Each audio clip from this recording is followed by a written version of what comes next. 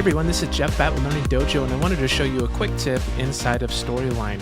If you're working with a page and you don't have all of the text yet, you can actually insert some placeholder text simply by just entering equals, lorem, open close parentheses, and then hit enter. It will automatically insert a couple of different paragraphs for you, and you have placeholder text until you can get the real text. Now, if you wanted to get crazy, you could actually go into a lot of different websites to generate this sample text as well. One of my favorite is baconipsum.com, where you can generate different types of bacon and meat paragraphs as well. Or you can go to Cupcake Ipsum. You can always go to Star Wars Ipsum as well.